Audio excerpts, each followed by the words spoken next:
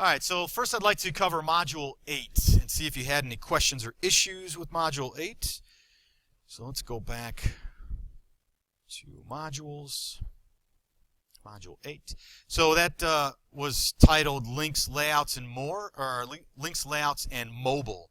The basic gist of the module was really about enhancing some of the skills we already have. Right, and some of the elements we've been using, we simply enhance that to use them perhaps in a different way.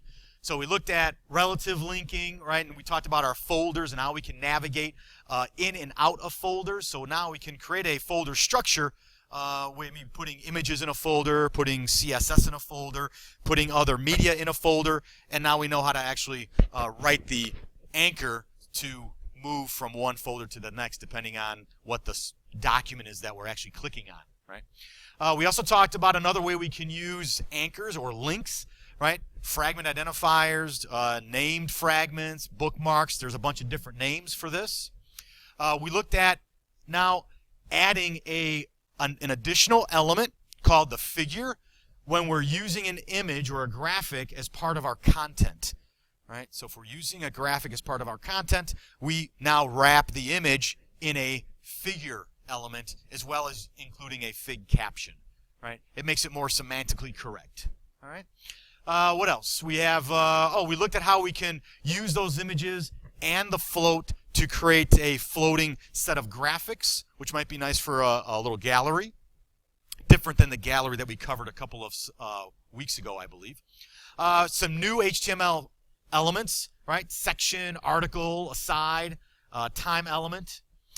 We looked at backwards compatibility and how we go about doing that for older browsers, not only IE, but older versions of Firefox and other browsers, right? I think there were two things we looked at there. Something like the display, right, and block, putting in a whole bunch of those new HTML5 elements at the top of your CSS, and then simply indicating that these are, right, block, they should be displayed as block, okay? Because some of the browsers don't know some of them, right? Some of those new ones, like these, right? Some of the new HTML ones, section, article, aside, so on. And then we use this HTML5 shim or shiv, right? A new location, so I hope you went to the companion website and you read on the updates for the new location of that data or that JavaScript file that you'll need. And then the rest was about mobile, right, and responsive design. Yeah, we have this CSS for printing, so that was kind of cool too. All right, so that was, yeah. Absolutely, yeah.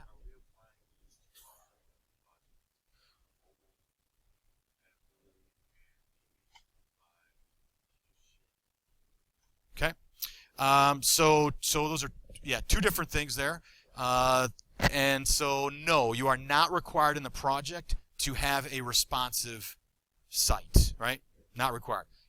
You are most likely want to include, right, the block display as well as the shiv or shim, right?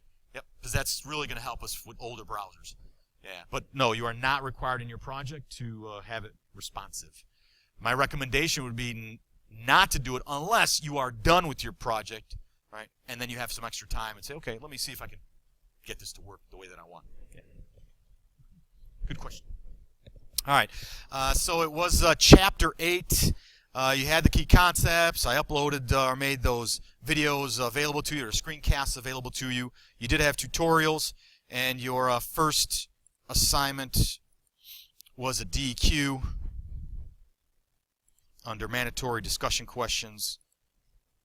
And so the title of this DQ was Usability Checklist.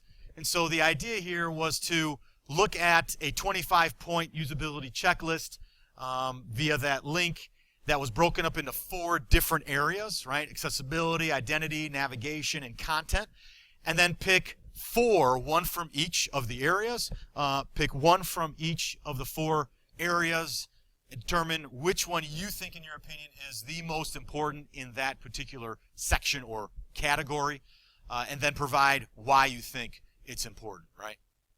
And then out of those 4, in your reply, right, you're the subject of your reply, you would have indicated which one of those 4 you thought was the most important, right? Of those 4. Any questions, issues on the DQ? All right. Fantastic. All right. Of course, your lab files were available. No difference in the lab software, and this will be the case until we get to the authoring tools module. Then this might change. Okay. Your lab, which was your second assignment for this module, was Module 8 Lab. All right, and really here is, I think the biggest thing you were doing here was taking your non-responsive case study and making it responsive. I think he added some other little bells or whistles or perhaps, but the major push was to add the CSS necessary to make it responsive. Right? Desktop, tablet, and mobile or phone. Right? Any questions on the lab? So I'll be starting to grade those most likely tomorrow. Okay. All right. And then the last thing you had was a quiz. Right? 10 minutes, 10 questions. Any issues with the quiz? Like I said, it seemed like for the most part it's pretty good. Only 2 questions out of the 20 that were available were under that 70% that we're looking for. I think it was 67 actually, with the 2, both the same percentage. So any questions on Module 8? We'll cover the quiz specifically and after we're done with this. No? Okay, fantastic. So I think we've now covered this. And now let's take a look at that quiz.